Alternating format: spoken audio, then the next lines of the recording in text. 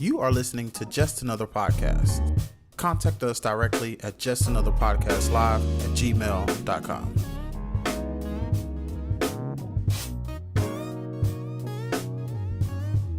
Welcome to another episode of Just Another Podcast. I'm your boy Daryl. And I'm your boy Will. We're excited you guys are here. This is, by the time you're listening to this is month 3 of the podcast. We're in March. So excited. You guys are just rocking with us. And if you're just now getting here, definitely go back and listen to the past episodes. We got some good stuff there for you guys. And I actually want to open today's show with a couple of shout outs. And it's crazy because there have been some people who have just shown us amazing support in this process. And so the day that we're recording this, we just dropped our NCCU homecoming episode, and it's been doing great. We've been having amazing response on all platforms. And so I just wanted to shout out 2 people who just stuck out in my mind. So shout out to Braylon Smith, one of our pro fights, who continues to support us and reach out to us in this process. And shout out to China McQueen. She went ham today, tagging us. And so she actually has a business. So y'all check her out on Instagram. It is Chanel Rentals LLC. That's CHANEL RENTALS LLC. Her name is China with a Y, McQueen. And I just wanted to take the time just to shout them out because they supported us when they didn't have to. Right. And I think that's amazing because so many times you'll find there were people who you would expect to support you don't. So what are your thoughts? Have you seen that to be the case, or what are your thoughts on that? Definitely. On those 2, I definitely want to say major shout out to them. Braylon, like every other day, like I'm seeing it, just another podcast, whether it's a repost or saying, go check these guys out. And, that's a brother that I just really appreciate for a number of reasons. And China is just like, you know how sometimes in life you just have those people in your life that are just good people, right? And like today when we dropped the episode, we said tag 3 people, and she must have tagged at least like 30, right? And yeah. I think you had inboxed her to say thank you, and she was like, "Oh, my bad, I tagged too many people." It's like, no, tag some more. That's but real. I think it's interesting too, right? Because in life you'll find that there are people that you would think are in your corner that you would just think would be automatic support. But come to find out, whether it might be of a number of reasons, they might not really be there for you. And they might not really, your success might seem as a threat to them. So, I don't know. I think, there's an old quote that I remember that says that, when people tell you who they really are, believe them and don't try to change them to who you want them to be. That's real. I've noticed that too, man. I think, and I will acknowledge there's a number of reasons that people may not support you, right? One of the reasons is maybe they just don't like you, right? So they might not like you as a person.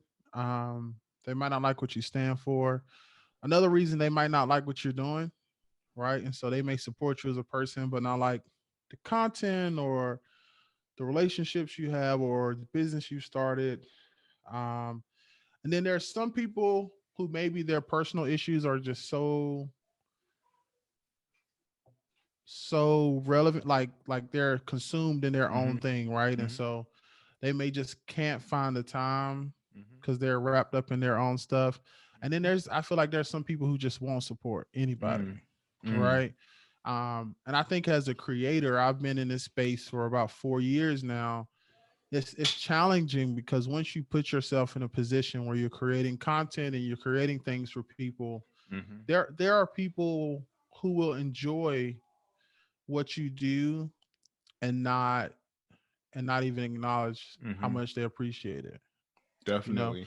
It's kind of similar to this is totally different. I don't know why I'm about to give this example. It's almost like how pastors talk about people who go to church for years and they never become a member and they never give, right?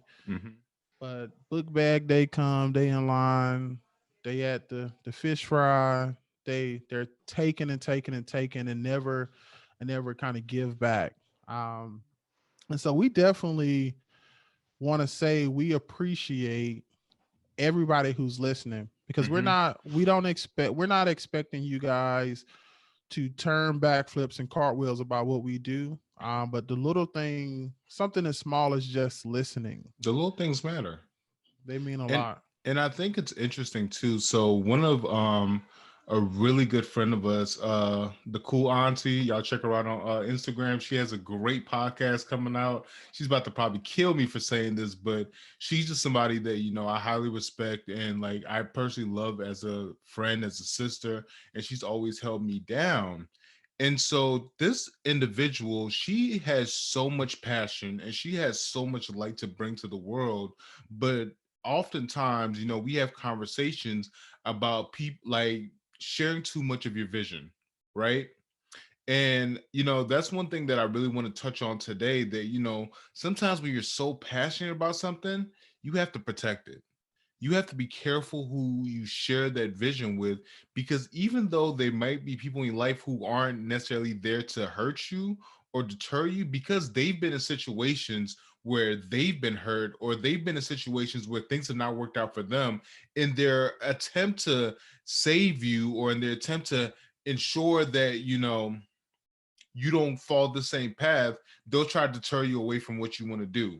Right. And so we were just having a conversation today, and she was just telling about all these different things that she's been aspiring for, all these different goals that she's had, all these different things that she's been working towards. But one of the biggest supporters in her life told her, you're probably moving a little bit too fast. And for her, that was really hurtful, right? Because it's like, this is a person that she looks up to. This is a person that she admires. This is a person that she wants this person to be proud of them, proud of her, right? And so by you telling her that, oh, maybe you need to slow down, or maybe you need to, not work on so many different things. And for as long as I've known this person, y'all, when I tell you she is a hustler, she's a bona fide hustler. And so I share that story to say that, sometimes you have to be careful of who you share your dreams with, because those people that you might think on your circle might not necessarily be the right people to help foster and inform that dream. Daryl, what are your thoughts on that? I think that's a good point. I think so many times, like you said, people will use their protection mechanisms, or they'll kind of put those fears on you, right? I know, for example, for me, when I was coming out of high school, I had so many people telling me I should go to barber school, Mm, right? And I kind of told that story earlier on in the season, that I used to cut hair in high school, and I don't think those people who wanted that for me, I don't think they had any intentions on limiting what I could be or what I should do, mm, right? They were just putting prescribing their situation and what they would do onto my life, mm, right? And so many times we get caught up taking conditions from our past and applying them to our future, when mm-hmm, our future doesn't look like our past, right? mm-hmm, And so you definitely got to be careful. I think sometimes it takes some kind of discernment sometimes, mm, because sometimes, even though it may hurt, sometimes the people may be right.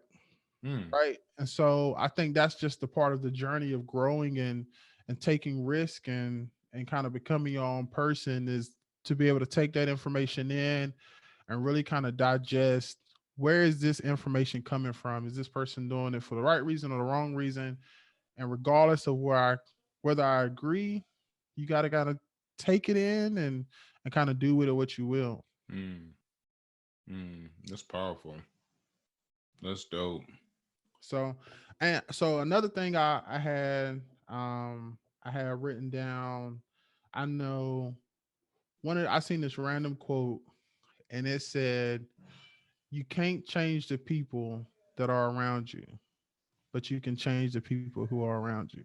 Mm. Ooh, Say that one more time. you can't change the people around you, but you can change the people that are around you. Oof. Listen, I just want to encourage some people, because I know for me, I've had a number of people in my life who served me at different times in my life, Mm, right? mm, So you guys know me and Will are super close. There are things that me and Will have experienced that I couldn't experience with other people in my life, mm, right? And so as you begin to grow through the changes in your life and mm-hmm, elevate or take a different path, there is a reality that everybody who came with you can't go with you, mm-hmm, right? And I think that's probably one of the hardest things in life to realize, that every person in your life isn't meant for every season. mm-hmm. You know, do you know? I know I heard, and this is probably a random quote. I don't even know the quote, but have you ever heard like Tyler Perry kind of talk about the tree? Mm-mm. So it was in one of his Medea plays, and he kind of talked about how people in your life are similar to a tree. Okay. And so some people are like leaves, right? Mm-hmm. They go wherever the wind blow. Mm, They come in one day, they blow away the next day, mm, right? And then there's some people in your life who are like the branches of a tree, right? They seem sturdy, but once you step out on them, they break, mm, right? But if you can find yourself a few roots that you can depend on, it'll take care of the whole tree, right? mm, And so sometimes we find ourselves in situations where we are expecting leaves and branches to be roots. mm, And it don't. And if you think about a tree, there are so many leaves and so many branches, but there are only a few roots. mm. And so we definitely got to work to find those people in our lives who can be those roots and give us that nourishment we need, Mhm. to keep us strong, to keep us steady, to keep us balanced. And then we just have to live that everything else on this tree is going to change with the seasons. You know what that makes me think of? What's That that? makes me think of the notion of don't like not being afraid to distance yourself from certain groups or certain individuals, right? And I came across this ideology, I mean I've come across it a couple times in my life, but this past week it really hit me. As many of you know, my son Ashton Legend Anu was born. He's officially 6 days old as we tape this episode. Super great baby. I'm talking about like A1 baby, like top-notch baby. Like we got the upgraded version. All right, I might just be a little bit hyped. But it's funny. The other day, his mom was asleep. She wanted to get some shut eye, so I grabbed him, and we were downstairs in my basement watching the game. And as we were watching the game, like I was just sitting down looking at him, right? Like I just got done feeding him. He was asleep. I'm talking about my man's was knocked out. Looked like he got a 9 to 5 in the mortgage. Like he was getting that good sleep. And I was just thinking to myself, like, yo, this is my new why, right? And we talk about that a lot. Like, what is your why? Like, what is the reasoning behind doing what you're doing?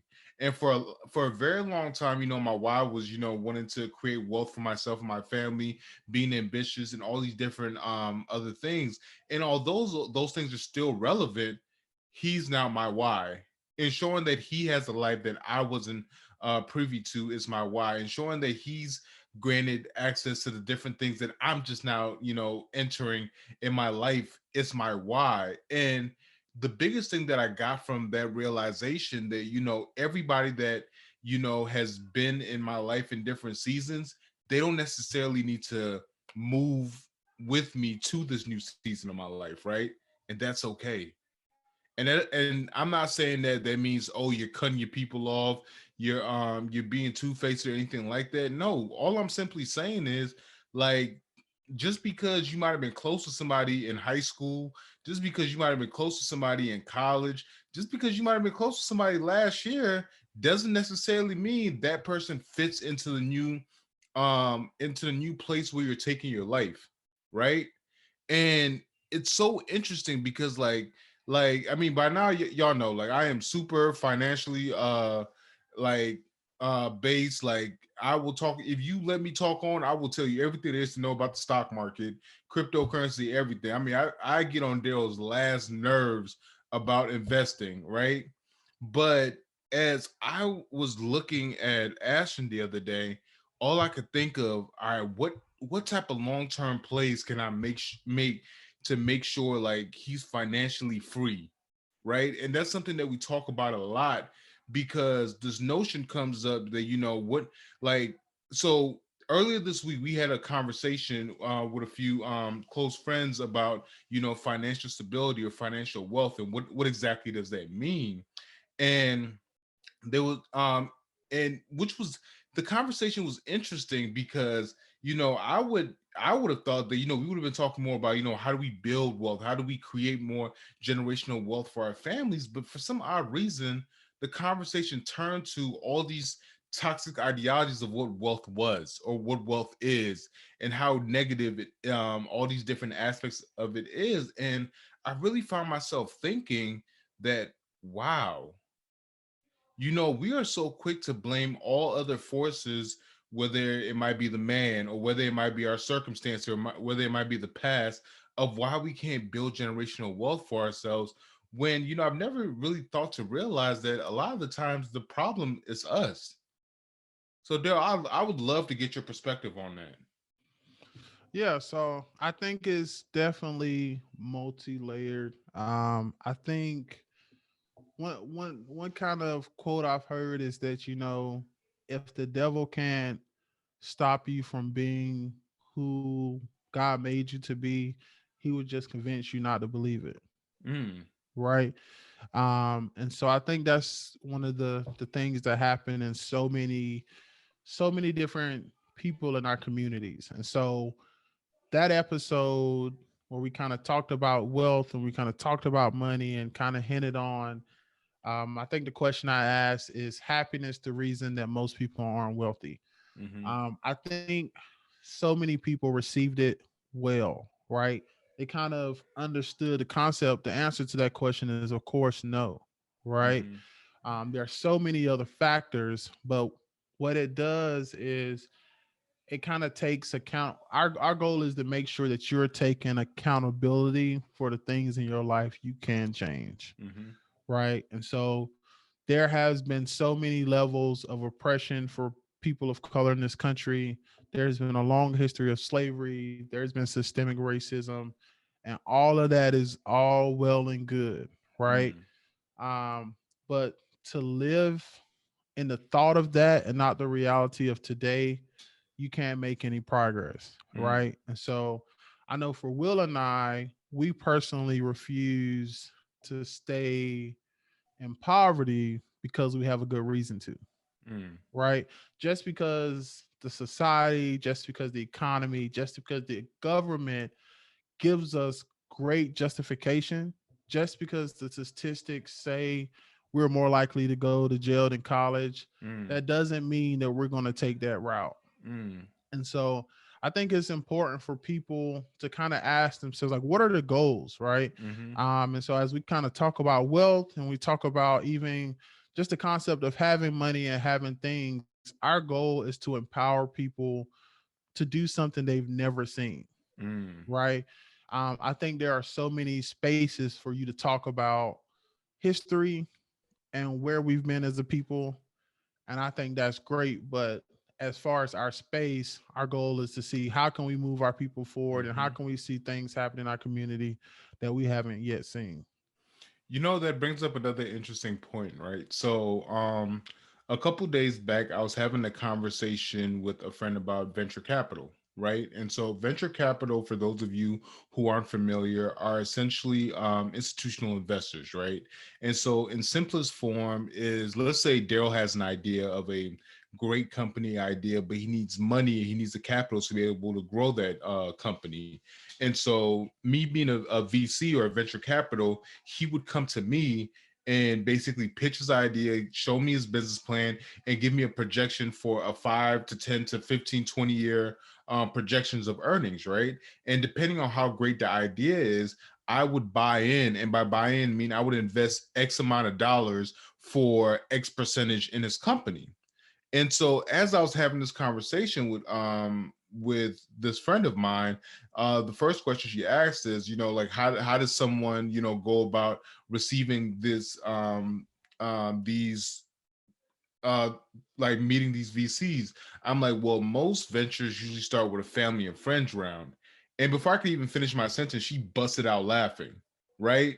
Because she like the thought process of asking family or friends for X amount of money is so outrageous and so ridiculous that we don't even, excuse me, we don't even take that step. Whereas, the founders of Google, the founders of Fiverr, the founders of Bumble, like they're going to their family and friends, pitching this idea to them, and like they're getting $10,000, they're getting $5,000, hell, they're getting $1,000. But the notion that for to even go pitch an idea and ask for $10 might be too much, right? And so we're already hitting that hindrance before we can even get to where it is that we want to get to, right?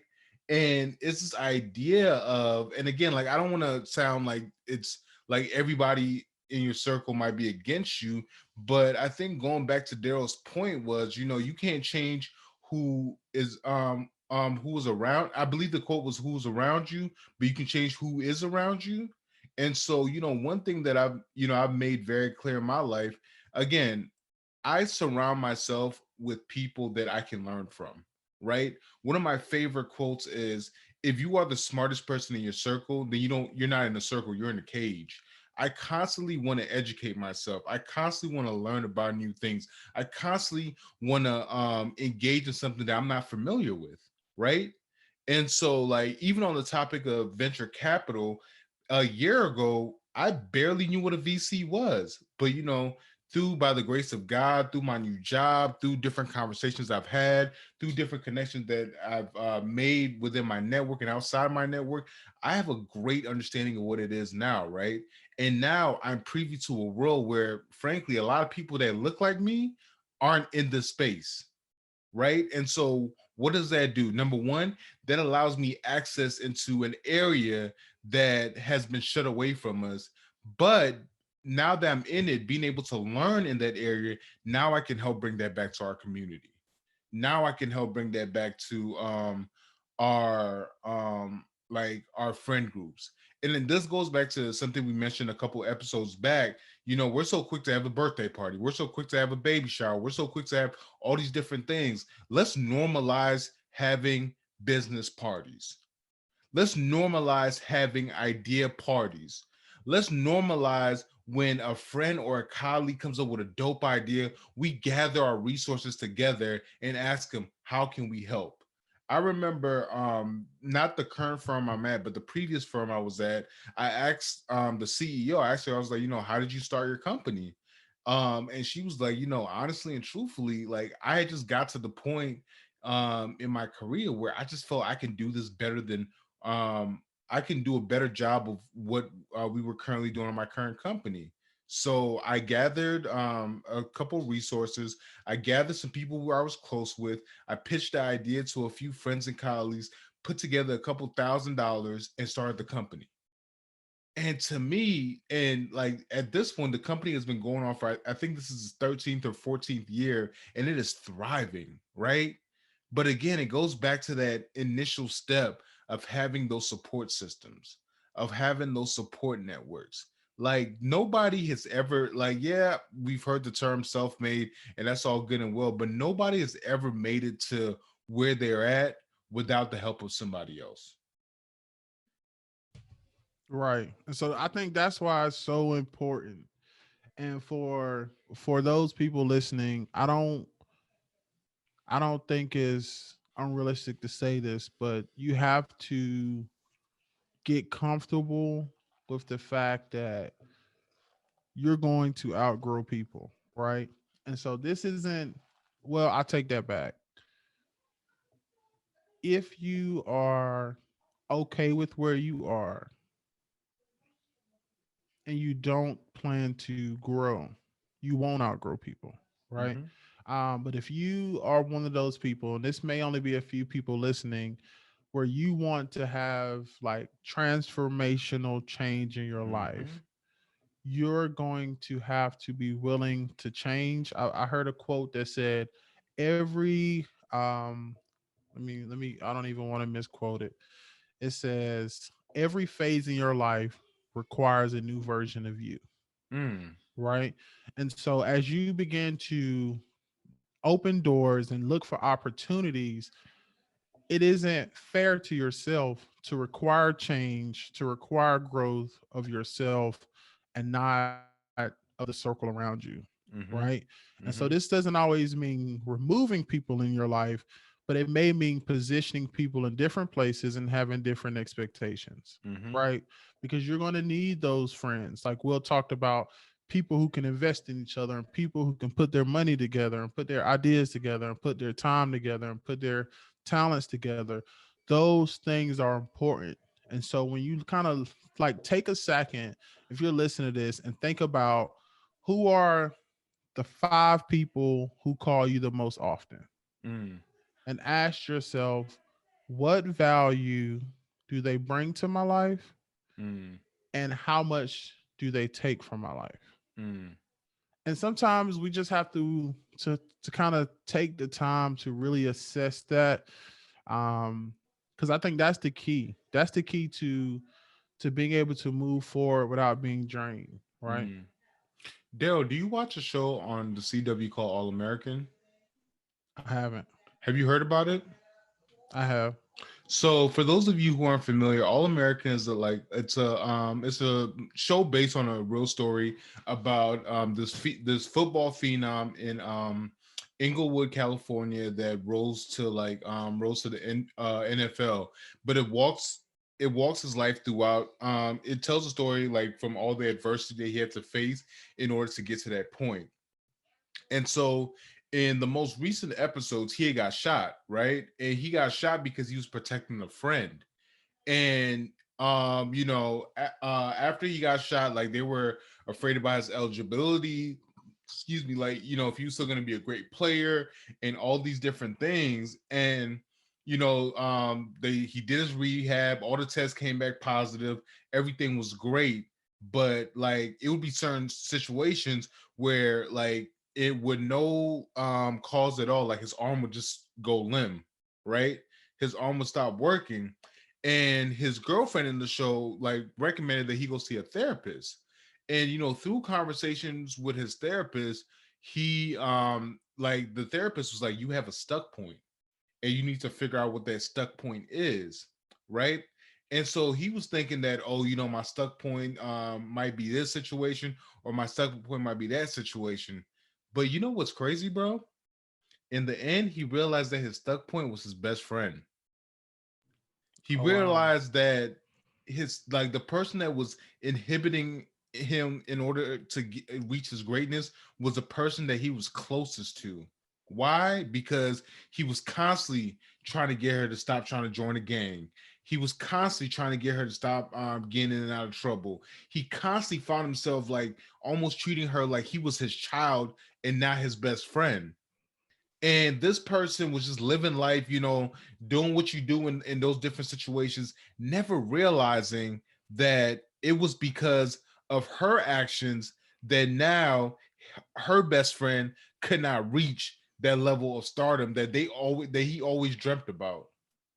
And it took until a pivotal situation happened when he really had to tell her, and again, like this is your ride or die, this is your partner, this is somebody that you consider family, and you have to tell this person that you're the reason why I'm not able to reach the levels of which I'm ready to, like, I want to reach.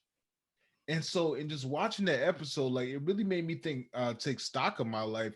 And to that point, like, who do I talk to on a regular basis? Who's calling and checking on me? Who's making sure I'm fine? Who is randomly texting me like, yo, Will, just thinking about you. If you need anything, like hit me up. Right. And who are the people that are expecting me to give them shout outs? Who are the people that are expecting me to, when something good in my life happens, to share with them? Right. And so going back to your notion about the leaves, the branches, and the roots, like who are those leaves that I am perceiving to be branches and roots? where really all along they've always been leaves, and they've always showed me that they're leaves. Right. And that's the thing. I think part of that analogy is sometimes you can get comfortable with leaves because occasionally in the right season they can provide you shade. Mm. But Well, if you the out here right dropping gems today, ain't you? hey bro, if I was on Clubhouse, bro, gems all day long. But you definitely and the flip side of that, okay? Mm-hmm. So we talk about there may be people in your life who may not be prepared for your next level. At the same time, you have to ask yourself, am I allowing the people that I need into my life? Mm. Right? Because so many times we get caught up about who we should cut off, but there are some of us who are so afraid of who we can be, what God has called us to be, how big our dreams are. We will kind of close up. We won't allow people in, and God may be sending people into your life that you're not connecting with. And Mm. sometimes it's because you're too focused on the wrong people, and sometimes your mind is just too closed to let it happen. Mm-hmm. Right. Mm-hmm. And so definitely I like you hear the songs and the rap songs say no new friends. Mm-hmm. Be careful because there's if you had everything that you needed today to get to where you were going to go, you probably would be there, right? And so on that journey, you're going to meet a person or two that are going to be able to provide you value. And Mm. so you definitely have to be open to letting new people into your life. Mm. Mm. Yeah, that's powerful. Hey, I'm dropping gems all day. Boy, you out here sound like a pastor on this good Sunday. Hey man, they used to say, hey, they used to speak it over my life, man, when I was a kid. Maybe I get my life together, my calling to come back, and gotta call me back. So for Um, real, for real. but definitely, so this has been the most. I think as we've created this podcast, this week has been the most up and down because Mm. we've seen levels of support that we've never seen, Mm-hmm. and we've also just seen like intentional like efforts to not support, Yeah. right? And so it's just an interesting dynamic, and it happens to everybody. Like everybody Mm. has these feelings, and you don't. I think one of the issues is expectations, right? Mm. And so sometimes we put expectations on people who are just not meant to live up to those expectations, and that's fine. So sometimes it's not always adjusting to people. Sometimes it's just adjusting your expectations. Mm. But overall, I think this has been an amazing experience. Like this week, today alone, Mm. dude, just to see the amount of people who are kind of getting behind us. I think what bothers I know me, I'm not gonna speak for both of us, but I know what bothers me is sometimes when you make it to the top of your mountain, you want those closest to you to be there. But usually it's the people that don't know you who cheering the loudest. Mm-hmm. And so sometimes it's unfortunate that you can't share those moments with those people. But you know, to that notion, that's okay. That's okay. Because like you said, like there's some people, and I think that goes back to the old notion that there's some people that are in your life for a season, and there's some people that are in your life for a reason, right? And it's like, you know, you might have had your season with those people. Like I just think about, again, like one of the greatest accomplishment that I personally think that, you know, I've been able to be blessed with in my life is the birth of our, like, my son, right? And I just, like, as you were talking, I was just taking stock of who sent gifts, who called, who sent a text, who just hinted that, oh man, you know, just thinking about you. And you know what's crazy, bro? Some of the people that I thought I was the closest to, I've not heard from in months.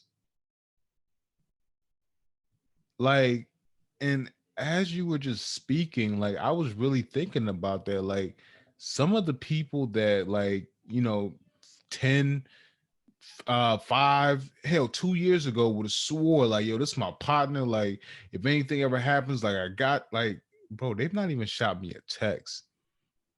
right? Yeah. And am I saying that I want gifts? No. Am I saying that I want you to post or do this? No. Like all I'm asking for is like just do me the simple decency that you want me to do you in that situation. Right. And I think that's something a lot of our listeners probably also experience, right? Because as we Mm, grow older, people go, they separate. Like, I feel like adulthood shows you who your friends are, mm, right? Especially when you mix that with a pandemic where you can't go to, I don't even remember what it was called at the house where people used to go eat wings, or like you mm, can't do special things on special days and happy hours and stuff like that. You start to really peel back and see like who's really in my corner. mm, Um, and it's definitely an interesting thing, right? Because when it comes to, people will invest more energy and showing people that they know you than investing mm, in you. mm, Like there's going to be people at the end of the finish line who are proud to death, but still ain't hit the subscribe button, mm, right? That's just the reality of it.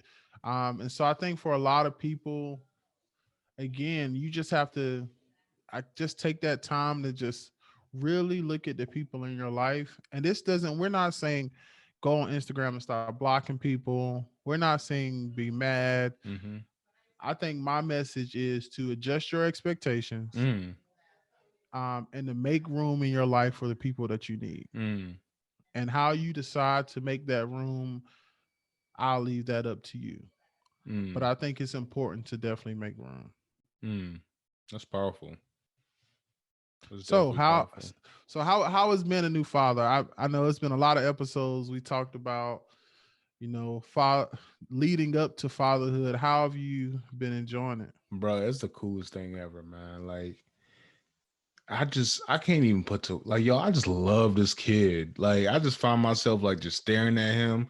Like this how I know this how you know you love somebody, bro. Like I'm excited to change his diapers. I'm talking about poop pee and all.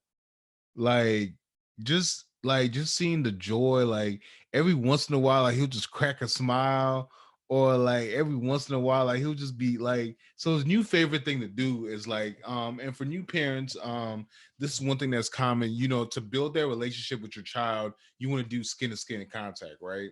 And so, like, his new favorite thing to do is like after he's eaten, after I birthed him, just lay on my chest and just go to sleep. And I just think it is the cutest thing. I'm talking about I have no more storage on my phone because I'm taking so many pictures.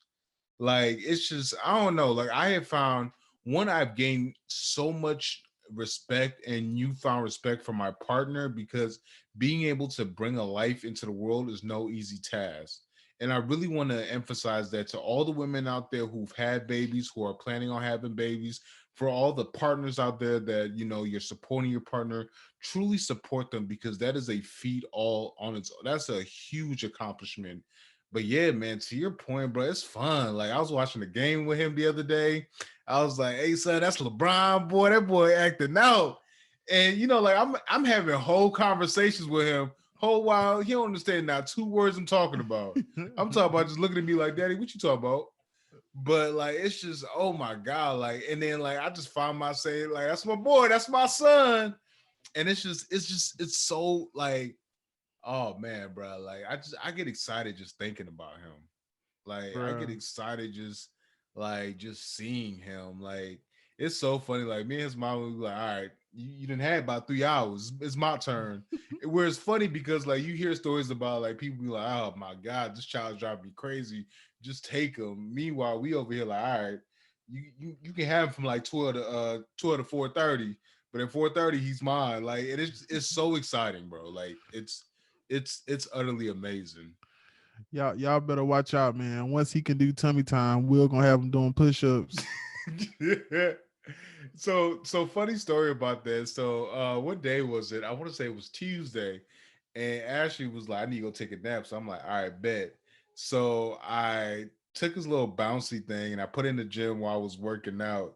And she came in there mad, y'all. She was like, "Why you got this door closed? You got all these fumes going." I'm like, "Chill. He gotta be exposed to this."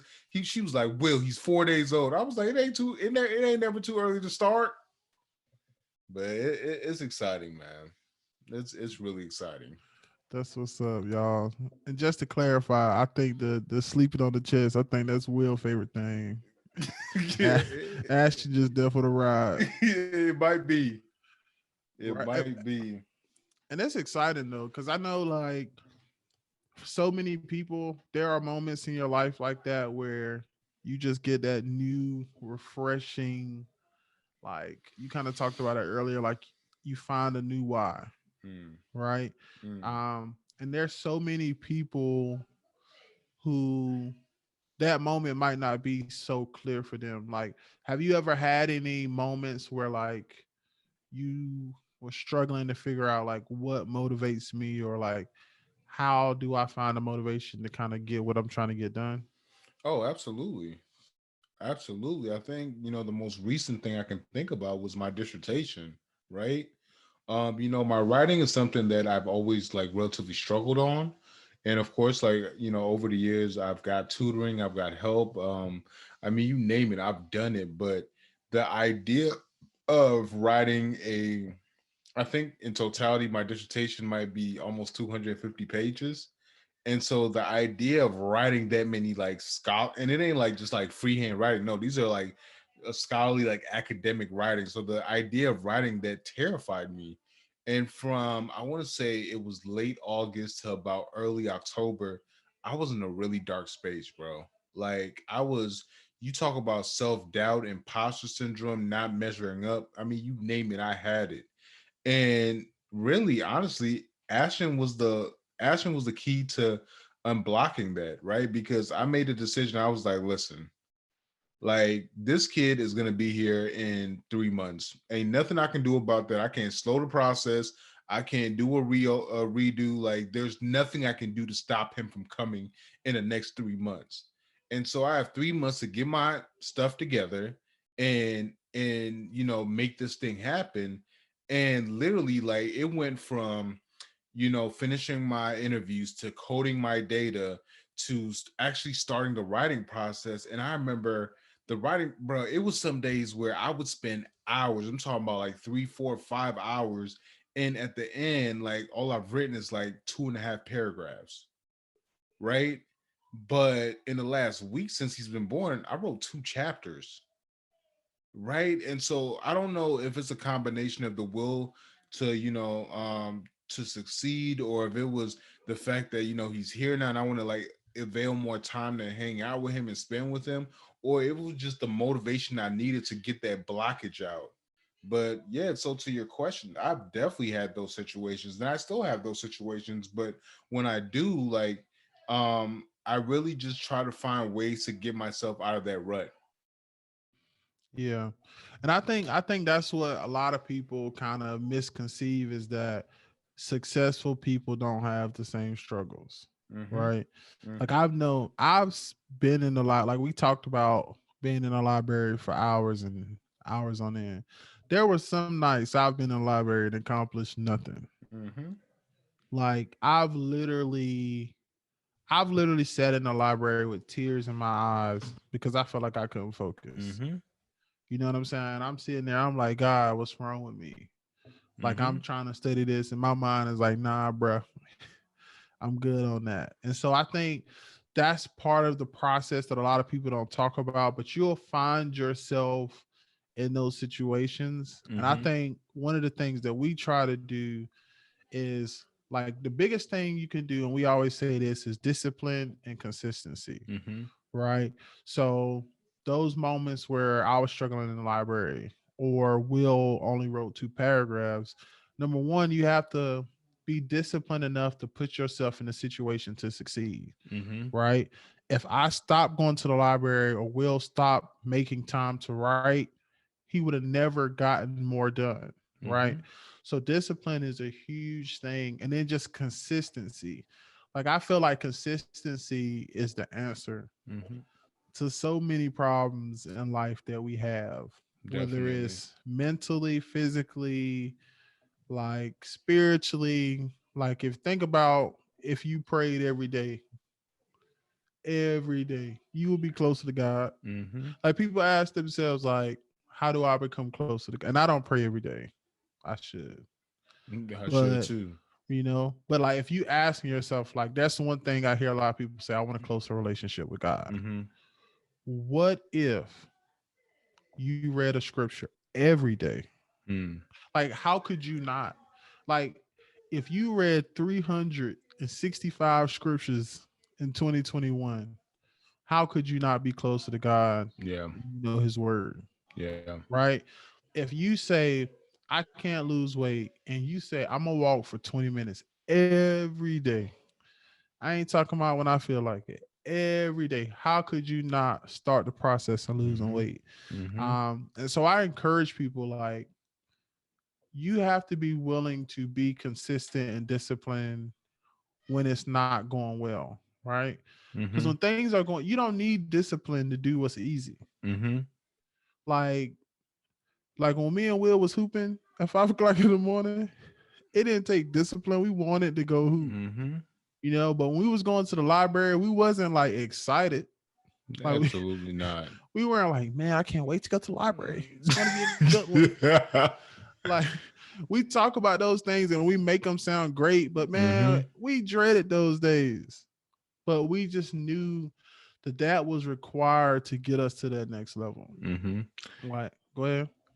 I think that brings up a important idea as well. Like, I don't want our listeners to think that we're perfect because we're the furthest thing from it. Like, yeah, we talk a lot about our successes. We talk a lot about, all the different things that we've done in order to get to the places that we're at. But like a lot of those things came out of struggle. A lot of those things came out of bad decisions that we just had to turn the wheel on and make it a good decision. I think for me personally, one of the biggest things was my sophomore year at North Carolina Central. I was like throughout my K through 12 education, I've never been good at math. Math has never been my thing. I've always struggled with it. And so at Central, they had I took pre-algebra, like made my way through it. It was cool. Done. Right after pre-algebra, I think the next class you have to take is trigonometry. Y'all, when I tell you I struggled. And so for a lot of y'all, I don't even know if this website is even still a thing, but there was a website called Mathway. And Clutch. so essentially what Mathway is, it's a website that you just have to type in a formula or question, like a mathematical question, and it gives you the answer. And because for a lot of our online work, you didn't have to necessarily show your work, you just have to come up with the right answer. And so one day we're in the middle of a test, and my stupid behind, I'm like, all right, bet I didn't study for the test because I was like, I'm not good at math. I'm not going to waste my time. Like, I'm just gonna waste my time studying anyway. So I think that night before I was out partying or I was out hanging out with friends or something, I just need I had decided that I was gonna cheat. Like it wasn't like a spur of the moment situation. It wasn't like, oh man, like I had made the full conscious decision that I am going to cheat. And so, like an idiot, what I didn't realize was the professor could see everything that we were doing. So I'm talking about y'all, like I was in prime cheating mode. You hear me? I'm talking about even questions that I knew how to answer in math with.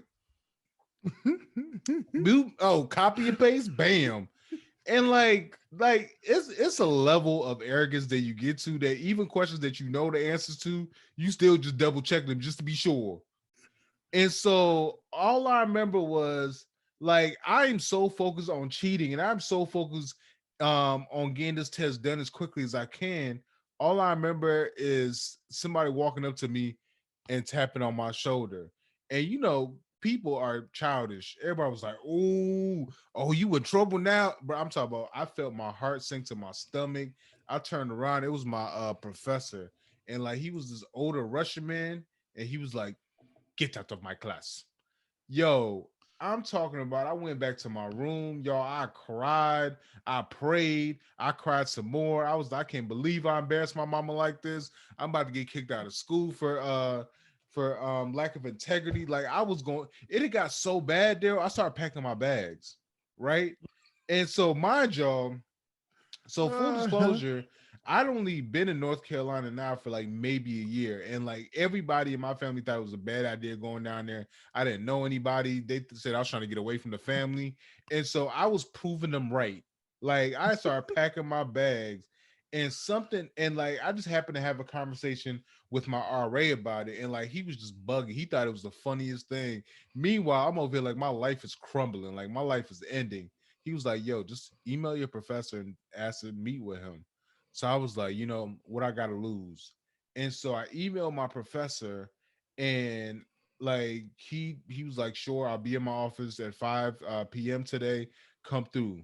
So whole time, like I'm over here having a praise break, thanking God. I'm over here like trying to come up with my script of how I'm about to explain myself. And when I got there, I just told him, I was like, honestly and truthfully, I just don't get this stuff. Like it doesn't make sense to me. I don't understand it. I don't get it. He was like, have you tried studying? I was like, what's the point? Like I don't understand it. And so he actually connected me with another student, my boy Malcolm.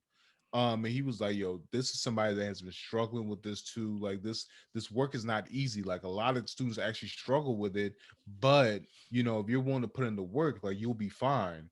And he was like, listen, I get it. Like I was in your shoes before. I've cheated before. I've been in situations where I try to take the easy way out. And Dale, I kid you not, me and my boy Malcolm, for the rest of that semester, you would have thought like we were getting paid to study. Like on the weekends, we put in like 15 hours. It was some nights we didn't even go to sleep. And I remember for the final test, the top three grades were a 97, a 95, and a 92.3. The average, and so this is pivotal because the average grade in that class was a 72.2. mm-hmm. Do you know that me and my boy Malcolm, he got the 97.5 and I got the 95.2? And just to share, like, yo, when I tell you, like, because that professor gave me a second chance, because he encouraged me that, if you really want something out of life, you can do it and you can make it happen.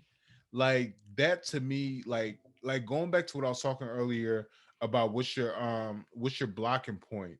Me not having the confidence in myself that I could do this, me not believing that if I actually put in the work, like I could gain some fruit out of it, and him like giving me a second chance, allow me a chance to prove myself. Yo, like getting that 95.2 on grade in on that test, bro. Like I can't put in words how that changed my entire academic trajectory. Yeah. Now, was that it? Wasn't Dr. A, was it, It was Dr. A. bro? It was Dr. We A. gotta find this man, bro, Listen. because that is the same man who told me I was too smart to major in psychology, and the reason Mm, I got on a full ride at Central. That mm. man, God was using that man. Wordy? God, listen, Dr. A. I don't even I'm know talking your about whole Dr. A name, should have failed me. I was cheating, y'all. bro. I literally might pull up my transcript and see if I can email this man and just be like, yo, you was just a math teacher, bro, but you was changing lives on the low. Listen, you were a true change agent. That's fire, bro. I'm gonna tell my story. I ain't gonna let you go down as the only cheater. So I'm gonna tell y'all my story about the first time I got caught cheating ever. So I was in 8th grade. Rest in peace, Miss Bunton. So I was in 8th grade, bro. English class. She was a Delta too. Shout out to the Deltas, bro. I ain't never got caught. Listen, I got caught bent over. I had a little piece of paper in my book, bro. And I don't even think I was reading it. I think I was looking for the paper, bro. When I tell you, I'm like looking. I got my little sheet. I'm trying to get it right. This lady must have had the softest feet in North Carolina. When I sat back up, She was standing over me like the sun on the back of your neck on a hot day in Texas, man. So, of course, it was a black teacher too, so she had approval point too. Get out! I can't believe you. So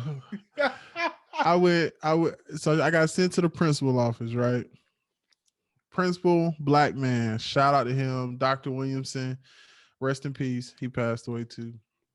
But Yeah, bro, all your teachers that passed away. bruh, it might. I don't even want to speak on it. It's sad though. Go But a ahead, lot of finish them the have. story. A lot of them have. So I went in. I was going to his office. So I got my game strategy. I was like, when I get in there, I'm gonna cry. This is I was like, yo, see all y'all listeners out there, man, y'all be trying to be tough, bro. I be trying to get stuff done. So I get in there, I started crying. I'm so sorry. I just want to do good. I just want to go to college. I was thinking of everything I could. I was crying so hard, y'all, that I got sad for real. I was sad for real, for real. And same story, bro. He like, yo, I done cheated before. We don't condone cheating. Let me let me first say that. But there's some people in some pretty high places that has had the same experiences. So I heard somebody say, if you ain't cheating, you ain't trying. Listen. So we don't condone. We ain't talking about relationships. We talking about Talk about academics for academics, clarification. people. I know y'all like to take sound bites and run with them. But yeah, man, people, and it's kind of like it's like those people in our lives provided that grace, right? Mm-hmm. Where they could have dropped that hammer on us and just gave up, but they saw something in us. You know what I'm saying? Even Mm. something that we didn't see. Mm. And so you need people like those are roots, man. Mm-hmm. Those are people who are giving you something you're gonna live with the rest of your life. Mm-hmm. You know what I'm saying? Like I've had experiences with people in college. I can't even remember their names. Mm. I met so many people, you know what I'm saying? But it's like those moments like that live with you for the rest of your Mm-hmm. life. Mm-hmm. And so just shout out to all the people who are truly roots for people. Yeah. Like you're truly like your being, your presence on earth truly makes a difference for the lives of the people that you're in. Definitely. It's an amazing thing. It's an amazing thing, and there's few people that you, and it only takes a few, Mm-hmm. right? And I think that's where we get messed up and we get frustrated. Like you guys heard Mm-hmm. us talk about people earlier today. You get frustrated because you expect everybody in your life to hold you down Mm-hmm. and be your roots. Mm-hmm. But that's not realistic. It's not fair. And so just you gotta respect the leaves, respect the branches, and praise God for the roots that you do find. Cherish those roots. Cherish those roots. That made me think of respect your roots, bro. Listen, you got to cherish the people that are close to you and people that like care about you. You Right. know, there's this old and this is the last thing I just want to share before we close off. But there's this old story about there was this king, and this king had four wives, and the king found out that he was dying, and he went to his first wife, who was the beautiful ambitious one, and he was like, I've loved you, and all I want for you to do is come and die with me. And the wife said, I love you, but I can't do that. So he went to his second wife, who, he paid a little bit less attention to, but like she was the one that was the ambition. She was the one that was, driven. She was the one that was starting businesses and different things. And he was like, I've loved you for, the entirety of my life. All I want for you to do is come with me to the afterlife. And that wife was like, I love you, but I can't do that. So he went to his third wife, and his third wife is the one that had always been around. His third wife was the one that, would encourage him, would do all these things for him. And he said, all I want, like, I've loved you. All I've ever wanted is for you to come with me to the afterlife. And the third wife was like, I love you, I care about you. As bad as I want to do that, I can't do that. And on his dying bed, like literally as he was breathing his last breath, his fourth wife, the one that he never really paid much attention to, the one that he never really cared about, the one that he never really loved, and showed as much admiration, was like, I will follow you to the afterlife. And the whole message behind that that little story was that first wife, that was his worldly possessions, that was his cars, that was his homes, that was his investments. When you die, you can't take those things with you. His second wife, those were his friends, those were the people that were around him, those were the people that he helped grind with, and like they had all this ambition. When you die, you can't take those things with you. His third wife, that was his family. Those are the people that have been with him for the entirety of his life. But when you die, your family can't die with you. But his fourth wife, the one that he had never really paid attention to, the one that had always been there for him in the background, had always cheered him on, had always loved him, that was his soul, right? And so like that was the only thing he was able to take with him to the afterlife. And so in hearing that story, like I get chills every time I say it, or like I re-see something that talks about it. And the lesson I get from that is like, the decisions that you're making today, the choices that you're making today, how are they going to impact the world? How are they going to impact the people around you? And when you do meet your maker, whether whatever you believe in, whether you're a Christian, Muslim, Buddhist, whatever, when you meet your maker, what are you gonna be able to bring with you? And so to that, I just I just want to continuously thank everybody for supporting us. We have some great things planned. We have some amazing guests that we're going to be bringing on in the future. But always remember, before you take care of anybody, you need to take care of yourself. Before you take out time and passion to pour into others, you need to make sure that your cup is full. Yeah, man. Just like on an airplane, man. When those masks fall, they always say, put your mask on first, right? Because Mm-hmm. if you're empty, and that's what happens, is you find yourself in that position where you're consistently pouring into people, but if you let yourself run dry, you won't make it, and they won't make it either. Mm-hmm. So definitely just take that time to pour into yourself. Get yourself, like we said, every phase of your life deserves a new version of you. So make yourself your best self. Evaluate the people in your circle, um, and do what's best for you, right? Because at the end of the day, I think that's one thing the pandemic has done a really good job of, Mm-hmm. right? In this mode of isolation, it has really shown us who's in our corner for real, for real. Mm. You know what I'm saying? So y'all can continue to take care of yourselves. Stay connected with us. We got a lot of things coming your way. We appreciate everybody. Make sure you like us on Instagram, Facebook, subscribe on Apple Podcasts, give us 5 stars, leave a review, and we'll continue to appreciate the love and support. And hopefully by now you guys definitely realize this is more than just another podcast. So until next time, peace. This podcast was brought to you by Optical Illusions Photography and Media. Let us capture your best moments in the perfect way.